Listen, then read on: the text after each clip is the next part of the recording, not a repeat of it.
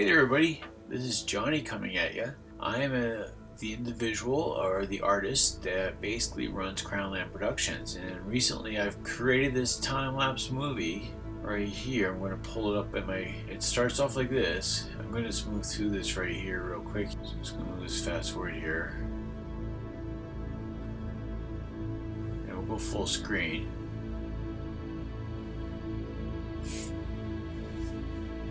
Now, this is a combination of time-lapse, and it is a combination of hyper-lapse, which is what we're looking at right now, where I was walking 1 foot every 30 seconds, stepping 1 foot forward. Oh, let me actually step that back. This right here, at 29 seconds, begins the hyper-lapse, and basically I take one shot every 30 seconds, and I take one step forward every, it's got to be steady as it shows here.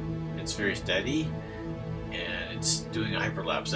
It's all experimental. What I'm doing right now, I'm actually working on the final edit of this, because this is quite a raw edit.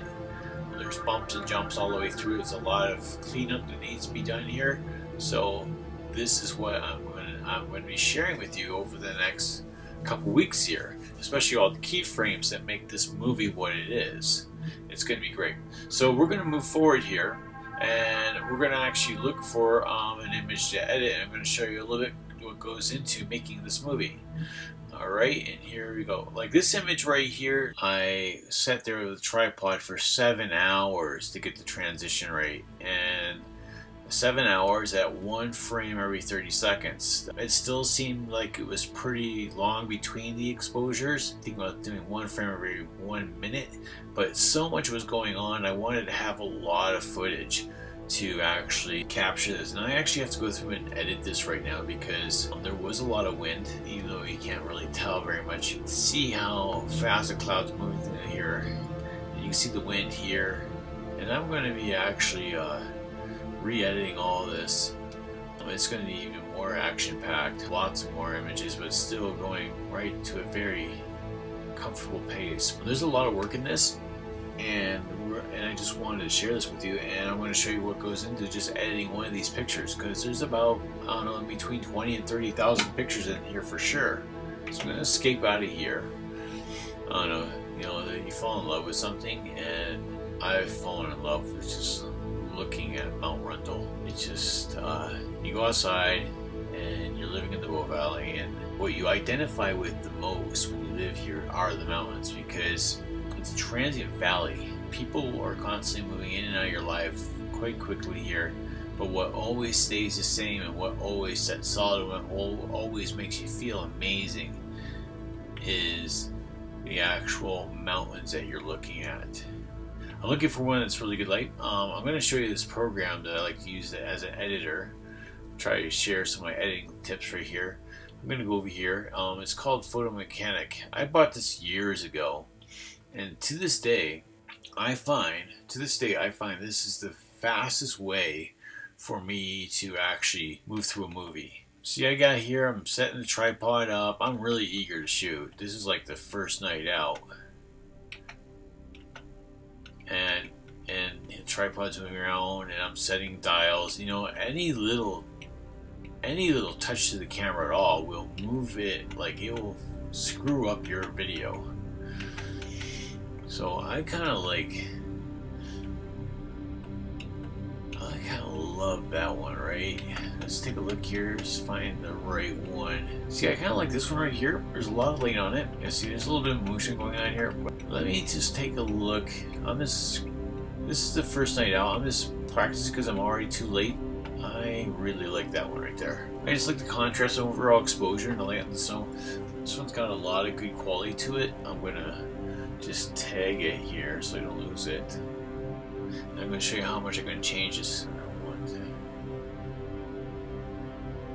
This one here.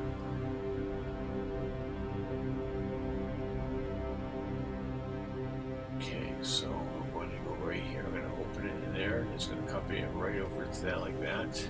And then I'm going to fly over here really quick. Aerial promo art, and here It is right here. There it is. Looks really sweet. It's a beautiful photograph. So here we go, real quick here. Open with, I'm going to be doing the CS6, and I'm going to show you some really quick secrets. Okay, this is how it all starts off. We got the clouds here. There's like a bird or something up here flying, or a mosquito. Mosquito probably not. It's going to be like a bird or something. I'm going to bring it down just a little bit here. I'm going to bring it down to 33%.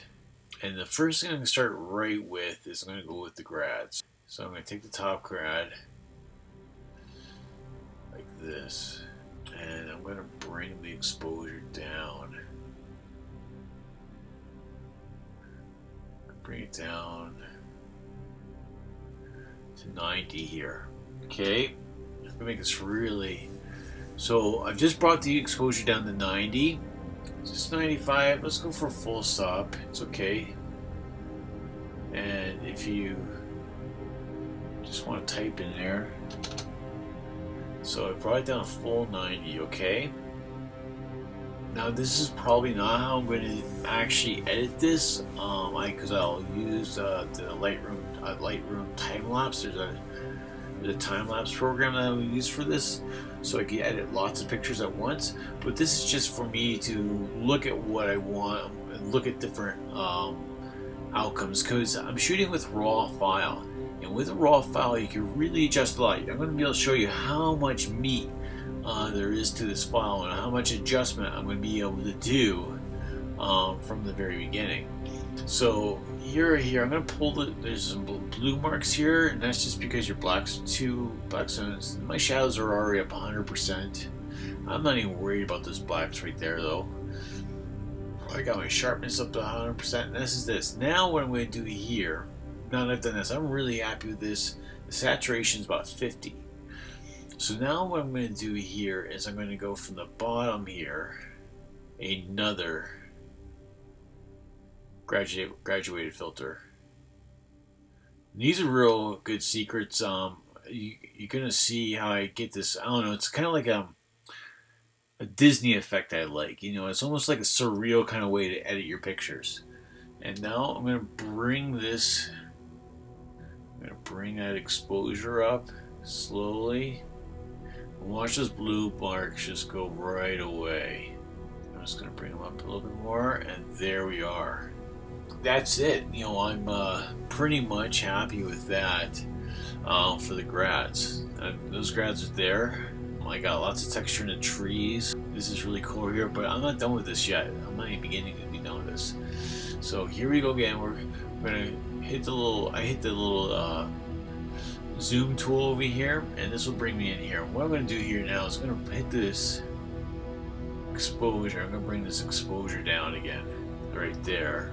And then I'm going to pump up the vibrance, pump up the vibrance, pump up the vibrance.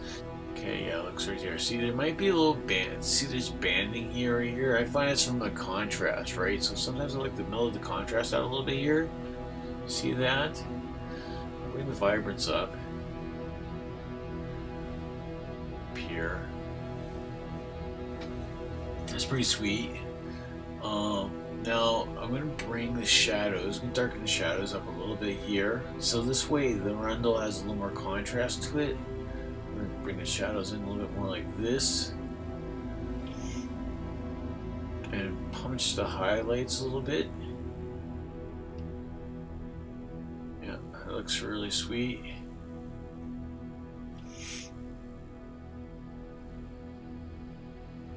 Saturation. Now we're going to bring clarity in. That's going to bring us some definition happening. Pump that clarity up way up here. Yeah, it looks really sweet. Right now, I'm going to bring the shadows out again. And I'm going to hit that clarity again as well. Still some blue marks here happening, as you can see. Some blue marks happening right here. So I'm just going to bring the blacks up a little bit.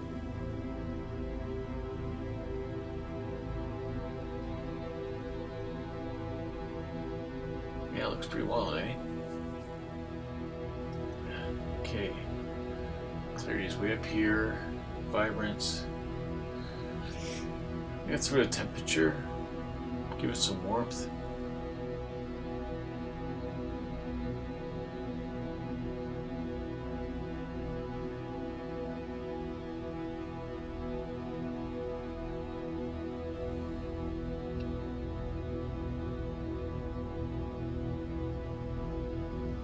zoom back there. 33%. Now we got a little highlight happening there. So I'm going to bring the highlights down just a little bit here. Whites. We're going to pump the whites up. Bring the highlights down.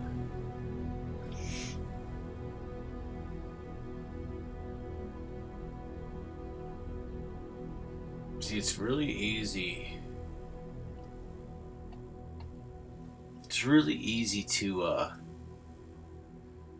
get those blacks up too high. I'm going to bring the highlights down here. Bring it all the way down. And that little red marks, see those little red marks are gone now. Whoa, 1600%. Craziness. Zooming back down again. Here we go again. Down a little further. 50%. Yeah, it's looking pretty sweet. It's borderline HDR. Just gonna look here. Looking at, here we go at 60% again. Sorry, I'm using like a Wacom tablet. Okay, here we go. So looking at this right here. See this right here? This is not cool. This is like sometimes photographers they put too much editing power on the things, and it's what it is actually adding like too much salad dressing to the salad, and that's what's happened here. See, like abbreviation, what have you. So I'm gonna bring this clarity down. We're gonna find out. We're gonna take a look at things. See, this is what the clarity does. Pull that back up again. Really gives me my clarity. I'm gonna pull the shadows. Bring the shadows back. I'm looking at this still. Highlights. Bring the highlights up. Okay. Bring the exposure down. See, it comes down like this.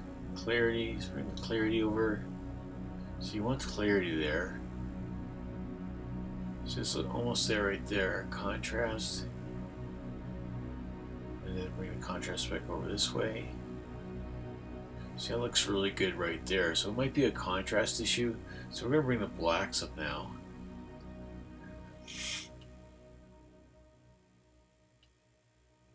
And we're going to pump the vibrance up. We're going to pull the shadows out. Because this is shadow, right? This is going to really be intense shadow. I want some kind of detail in there, so I'm going to pull the blacks out a little bit further here. No. That looks pretty good though. 33%. Yeah, it looks really sweet. Preview. That's with the two grads in there. Then afterwards, we've really livened it up, given it a lot of contrast, a lot of dimension. These raw files are pretty flat file, especially if you're safe like I am, and I don't over. I mean, I try to keep the exposure pretty close to in the middle ground. And what I try to do, sometimes I fail, but I still try to do it, is I always try to expose for the sky in these kind of shots, because there's a lot more, it's really hard to hold the highlights when you have them blown out with this kind of editing, and it's really easy to light in the darks, right? So you can see that what I've done here. I can pull those shadows out really quick and easy, like this. So you don't really even see it. There you go, right there. And this is getting into my little Disney effect. I like this Disney effect kind of look at. But we're going to pull the saturation down a little bit. We don't want it to look too weird.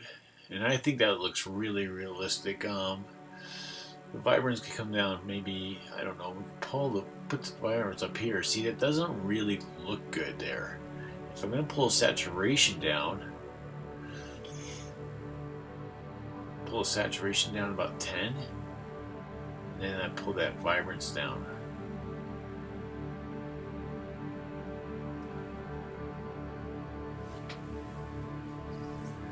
So yeah, it looks really sweet. You know, this is it, we've come a long way with this file already. I'm going to just bring these highlights down.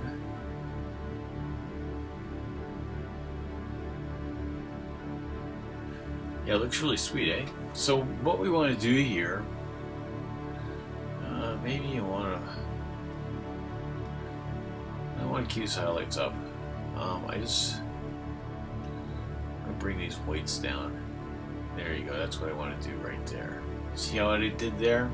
So the highlights were over here,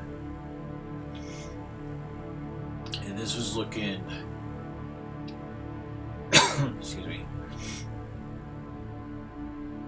This was looking really dark over here, so I pulled them out. And now we have better contrast. Still some strong shadows here. That looks really sweet. Now what we'll do is maybe we get some sharpening happening. We'll sharpen it up a little bit here. See how it just pops on you? Just for that start sharpening it a little bit more. And it pops. Now I'm just gonna get rid of the noise just a little bit. Not too much. Remember as I said before, when you're editing, it's always better with a little bit of salad dressing and not a whole bunch of salad dressing, right? That way, it still looks realistic, like it does there. It's a really wicked image. I think the camera might have moved here. There's something very unique happening here. It's not anywhere else, it's just right there. But I've looked around for it. It looks really... Also, when you sharpen up again, and bring it in here 100%, I'm looking at this, and I might want to think about masking my sharpening. See, I brought the mask in. Smooths it right out. See, okay, here's without the masking. Okay, this is no masking. Bring the sharpening up about 100%. Okay. Now I'm going to bring in the mask. So I'm going to bring the mask in. Let's try 25. Let's try 25. So it looks kind of cool. Now let's try to match it. See, it smooths it right out here. Before, it's really kind of rough, eh? You can throw a little detail in there as well. Okay, now we get the detail and everything. Now we're going to mask it. Now it looks really sweet. Remember, we're at 200%. Print size of this would be, bring a detail around. Print size would be about 33%, like that. But still, when you want to look at your contrast. But look at what we've done with this picture. Here's a preview. So we went back here, but you can see this is what we've done with this picture. This is after we've brought all the detail out with using the graduated filters and adding just a little bit of saturation. Looks really sweet.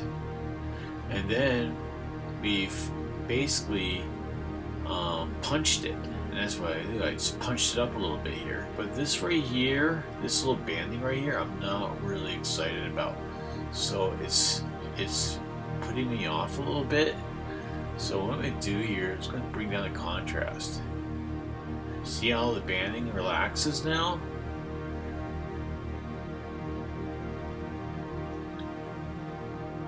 So now I really like that. It's softened up a lot now. You can see the banding's all disappeared, but it's really sweet.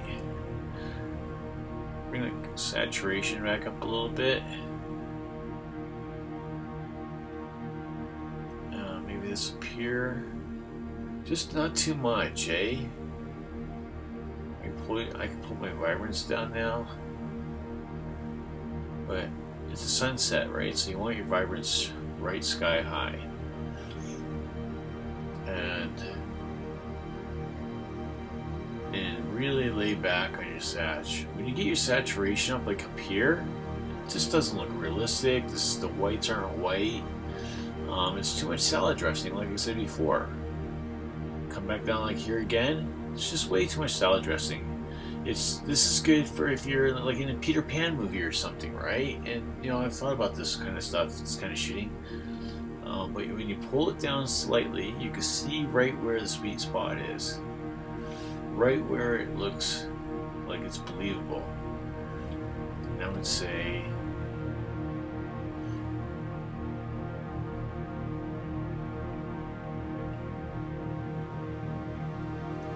right there. That's really nice. It looks really fresh and it doesn't look overworked, and there's no banding in the sky. See, there's no banding up here. It's really nice. You really gotta watch it. Using your grads and playing with your adjustments, you really gotta watch the banding in the sky. You gotta keep it gradual here. Alright, looks good. Alright, well, I'm gonna let you go, and I'm actually gonna open this up here.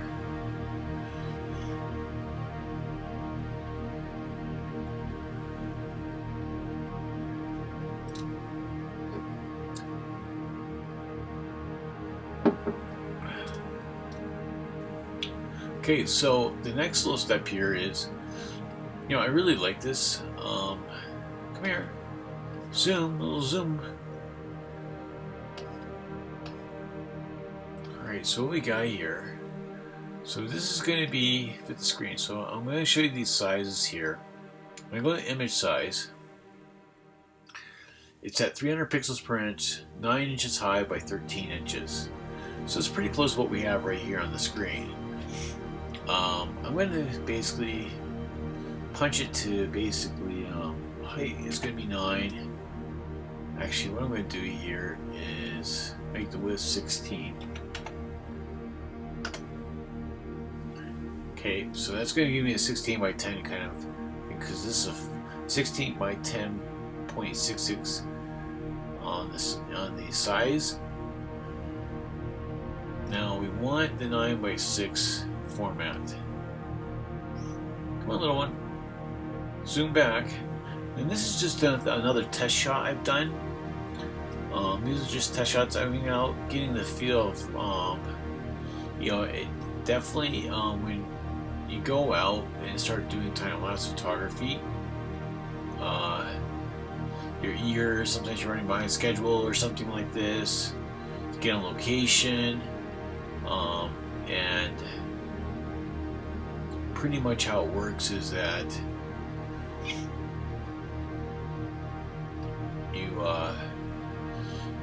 the first few images aren't going to be great, and actually, the first day I'm not even sure if I'm going to use any of these images. I'll have to really look over these. So now comes the question: is when you are shooting your time lapse, do you want to have more reflection and grass in the foreground with the water, or do you want more sky? This is like this right here, which makes the mountains look shorter, and you really lose the length, or you really lose the vastness of the lake. So with most of the cloud here, and that's where the drama is going to be, we're going to bring this down here, because what's going to happen during the time lapse is the grass is going to blow, and that's a time lapse element as well. So we're going to keep that. And that way we also have some really nice symmetry happening here, even though it's almost symmetrical. But I try to do this with my framing. I don't know, it's something that I've been doing for many years, is trying to take the skyline of the the skyline here, and basically let me crop this image and crop.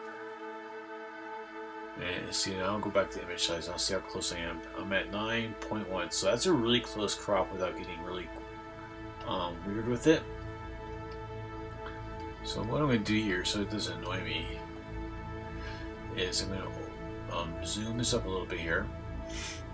Now you see how this shape is, right, like so. Now if I image rotate, if I rotate the canvas here clockwise, then rotate again clockwise, you can see how I'm trying to the shapes, trying to make them out in a range or something here as well. But you have to look at that sort of stuff, right? I always try to look at my positive, negative.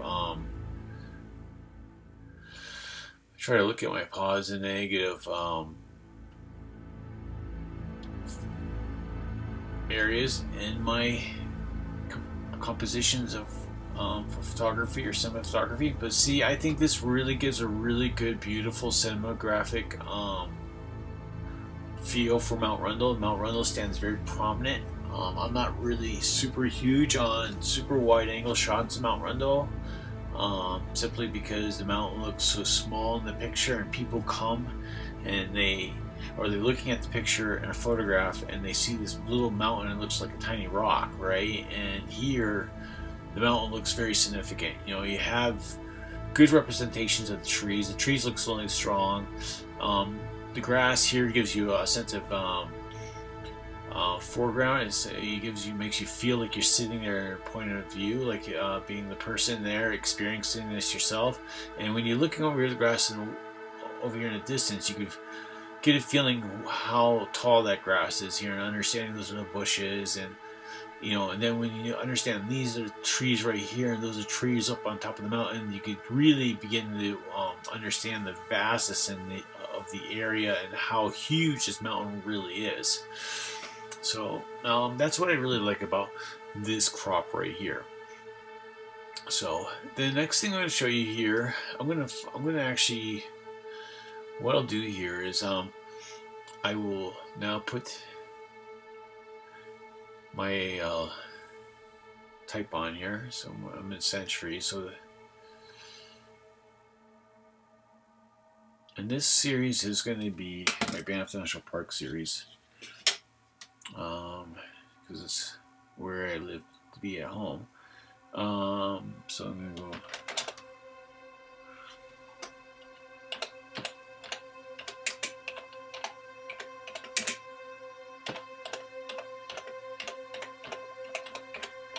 Okay, so it's nice and sweet. I'm going to pull that down like here, and I'm going to go over here and give her, see that looks like cancel. No. And that's what I'll do now, is I'll look for the proper, I kind of like that. I like the lime green because the water's kind of green, like so. That looks really sweet right there. But the shadow kind of makes the letter stand out. See how the shadow just really works for me there on the lettering. So, how's this one look? And this one's even so. I really like this one a lot. But what's killing me here is the type, right? So there's too much stroke for this typeface, for this actual size of this photograph. Excuse me. So what I'm going to do here, really quick here, is I'm going to go into my stroke. And I design all my own, all these, the large majority of these look squares here are my own personal designs. I am a fanatic about type design. I took about a year and a half to type design in university, so I'm really into it quite a bit. So right here I'm going to just pull that stroke down here. See, I've just decreased it by 4, and that's good enough for me. That looks really good. What if it's inside? That's even sweeter. See, it has a real nice shimmer to it now. I like that a lot. Bring it up to 5. Yeah, that looks really super sweet now. Really stands out, nice and strong. Okay, and I'm going to give it a new style.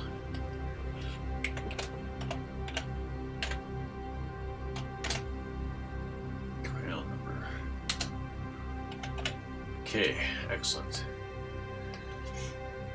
So now it's kind of separate from the grass. So to make it not be so overwhelming, I'm going to go up here to my opacity, and I'm going to bring it down here like this.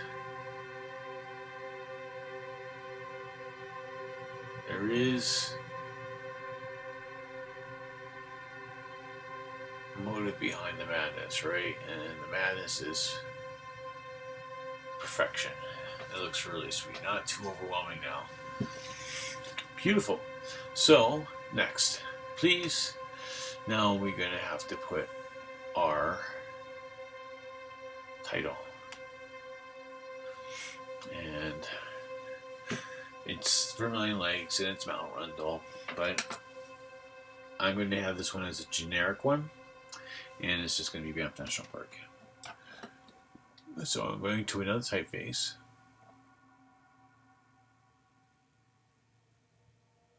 the world of typefaces. Oh, this is really nice right here. I don't know. It's kind of classy looking.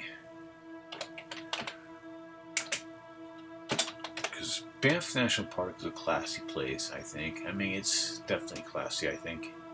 It's very posh here. And I need the poshness. Okay, so here we are here. And I'm just going to hit this with the style I just created to keep everything unison, like that. And now I'm going to basically move this down like so.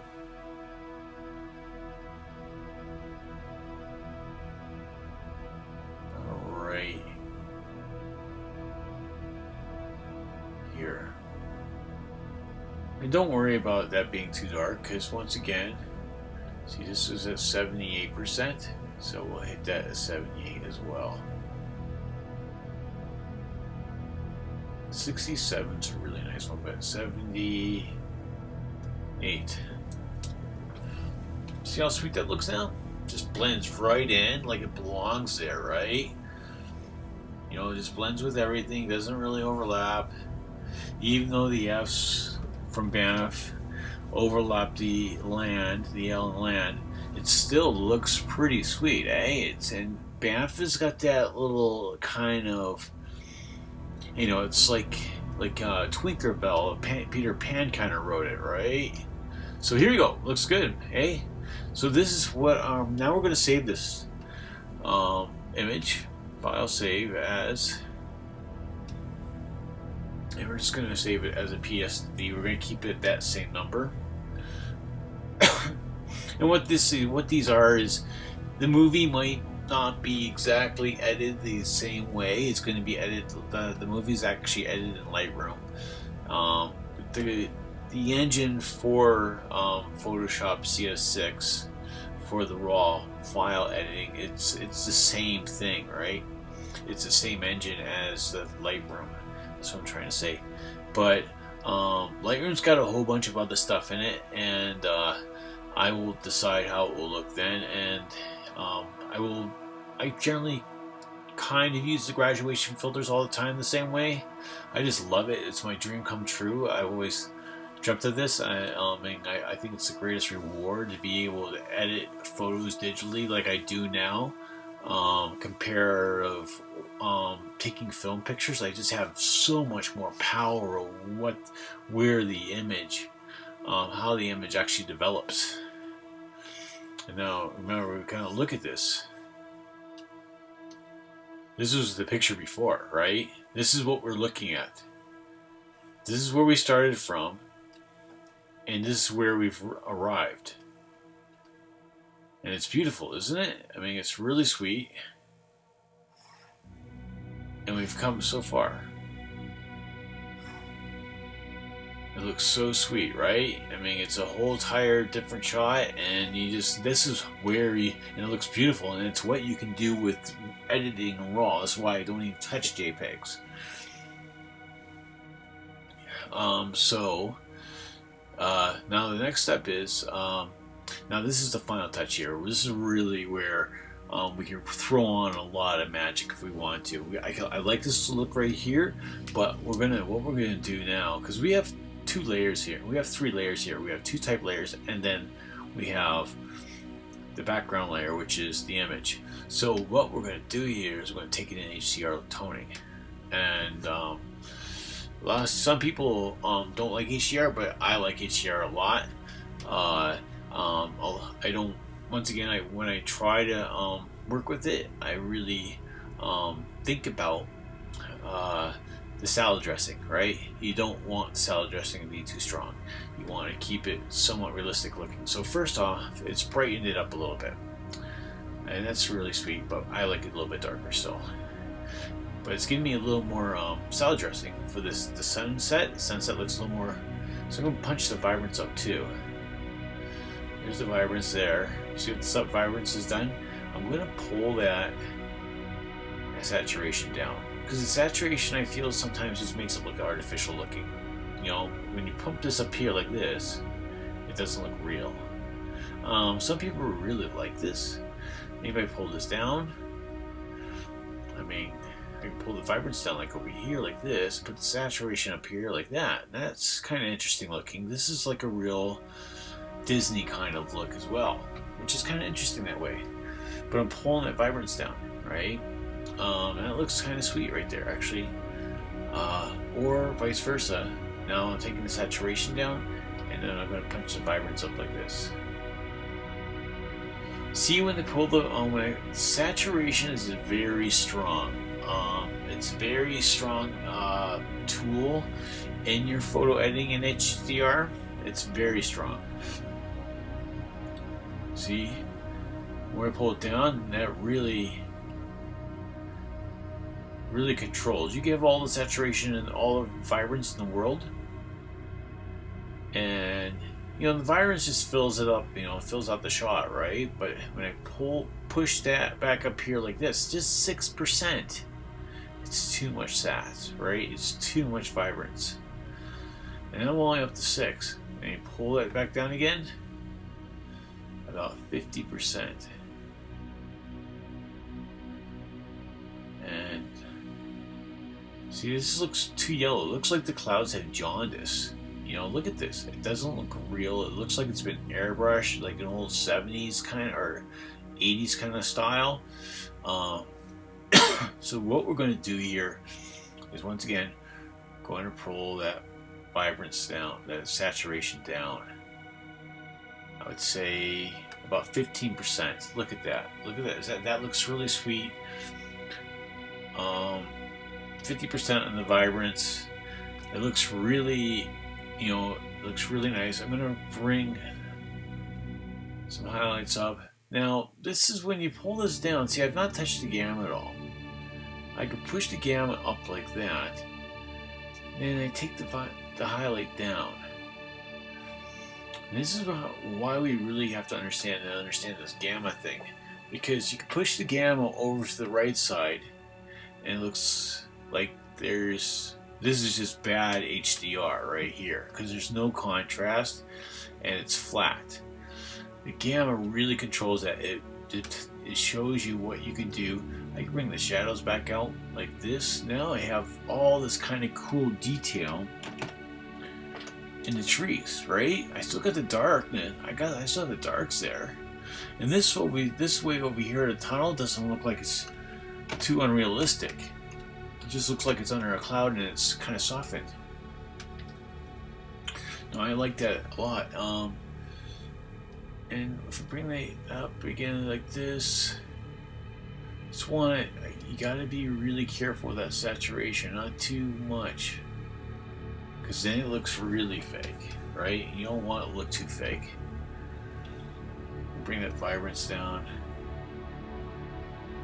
punch the detail up a little bit. Look at the detail. Like, that's important. That's how important detail is right there. I've just punched the detail up. So over here, see, even at 24%, when I punch that up, and again, let's get real close to that. Let's just see what this detail is doing here. I bring this down, and it softens it all up. Looks like an airbrush is done in the clouds, right? Look how beautiful that is. But do we want it like this? Or do we want it up here? See, Mount Rundle looks rigid now. Looks hard as a rock. That's why you need the detail. Look how beautiful that is. And that's not even, that's going to be 66%. Print size is going to be down here. This is where print size is. So I really think 105% detail, when I bring it up here, it's just too much. This is too much. Once again, 300% is just too much salad dressing, right? It doesn't look real. Unless you're looking for a really stylized poster look, which that looks kind of cool. But watch how I bring it down. Bring it down.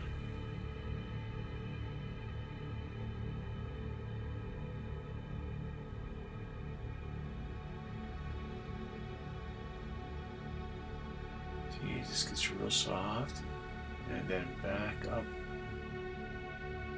to about 75%. 105.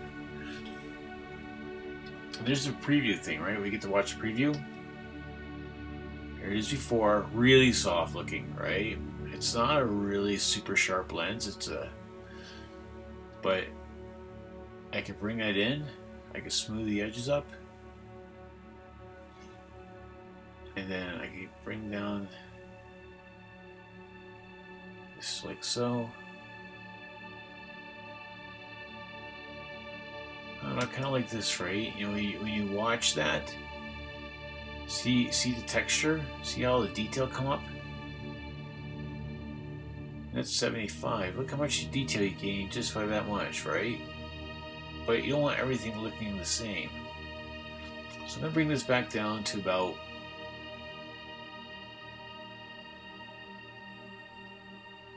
about 84. See what that looks like?